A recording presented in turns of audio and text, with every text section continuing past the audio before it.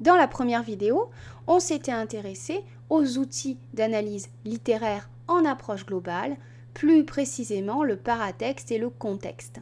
On va maintenant s'intéresser à la caractérisation du texte par le genre littéraire, la forme du discours, le registre.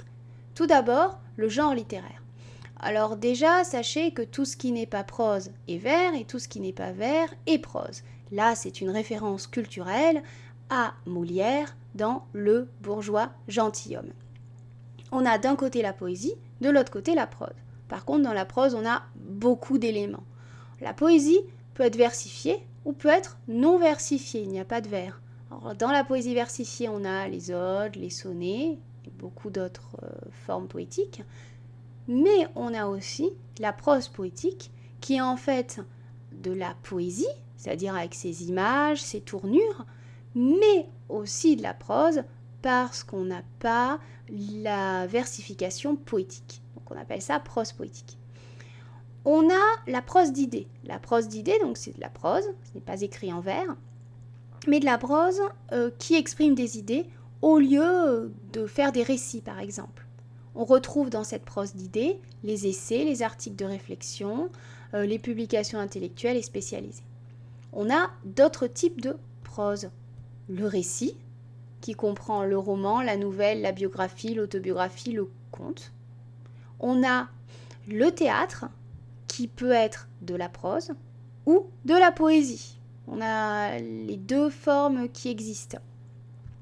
Dans le théâtre, on a la comédie, la tragédie, la tragicomédie, puis d'autres genres, voilà, le drame par exemple.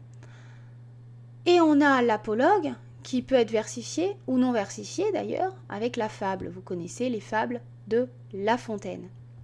Voilà, donc ça c'est ce qu'on appelle les genres. On peut parler des sous-genres.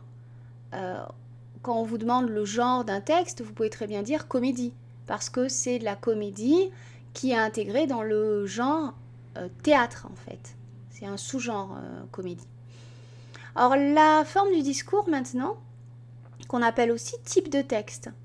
Voilà, des fois on va vous demander quel est le type de texte, quelle est la forme du discours. Et là on attend narratif, descriptif, argumentatif, explicatif, expressif, injonctif. On va les étudier un par un. Le texte narratif. On y raconte des faits en situant leur déroulement et leur durée. Les indicateurs sont temporels, puis soudains, et spatiaux, là, à ce moment. Alors là, ce ne sont que des exemples, évidemment, il y en a plein d'autres. On remarquera beaucoup de verbes d'action, partir, agir, venir, passer. Passons maintenant au descriptif. Il apporte des renseignements sur un objet, un espace, une personne. Dans ce cas-là, on appelle ça un portrait.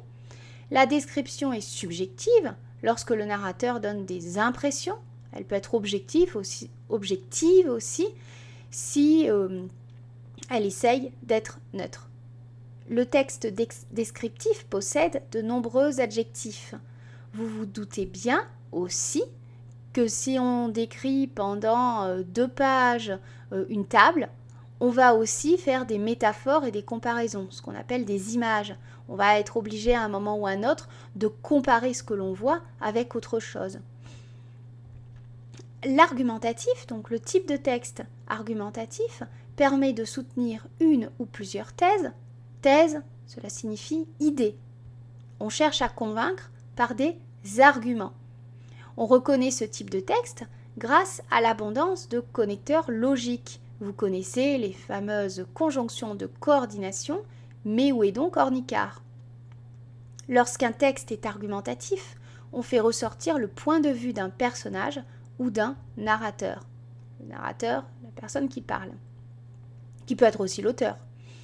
Maintenant, passons au texte explicatif. Il est au présent de l'indicatif, la plupart du temps, et il cherche à informer, à rendre plus clair. Le texte scientifique, par exemple, est un texte explicatif, qui donne des informations objectives. Le texte expressif fait appel à l'expression des sentiments. C'est évidemment le type de texte le plus fréquent en poésie. Généralement, dans une poésie, vous avez rarement un récit, même si ça arrive. Vous avez rarement une longue description. Généralement, ce qui est exprimé, ce sont des sentiments. Dans ce type de texte, on rencontre des phrases interrogatives, exclamatives, l'utilisation de procédés rhétoriques, l'hyperbole, la litote, la gradation. C'est là où on a beaucoup de figures de style quand on veut exprimer ses sentiments, forcément. Et dernier type de texte, le texte injonctif. Lui, il pousse à l'action. Il est écrit à la deuxième personne, du singulier ou du pluriel, au mode suivant. Impératif, infinitif, subjonctif ou au temps suivant, futur de l'indicatif. En fait, le texte injonctif va vous pousser à agir. À l'impératif, incorporer la farine, EZ, incorporer, c'est un ordre en fait. À l'infinitif, incorporer ER, la farine. On vous pousse à agir, à incorporer la farine, mais c'est à l'infinitif. On peut le faire au subjonctif. Il faut maintenant que vous incorporiez la farine, ou on peut le faire au futur. Vous incorporerez la farine. À chaque fois, on pousse à agir. Le registre littéraire, on peut citer entre autres les registres comiques. Le texte cherche à faire sourire, voire à faire rire. Lyrique, il exprime des sentiments personnels. Tragique, il montre un personnage admirable, mais écrasé par le destin. Satirique, il émet une critique de la société de son époque.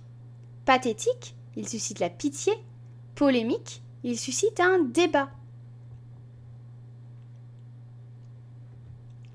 Le registre littéraire, suite, on a aussi le registre réaliste. Il cherche à montrer la réalité telle qu'elle est, en faisant des effets de réel. Épique, il s'agit d'un récit d'action qui montre des personnages héroïques, donc qui forcément exagèrent. Burlesque, des actions banales sont exprimées de façon épique afin de faire sourire. Fantastique, dans un univers commun, du surnaturel apparaît. Et merveilleux, c'est l'univers du conte.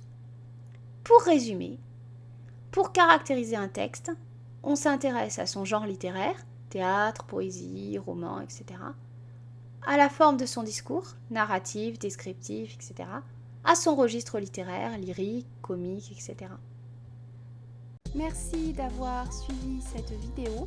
Vous pouvez vous inscrire à la newsletter de mon site internet pour être au courant des nouvelles publications ou encore vous abonner à ma chaîne YouTube. À bientôt!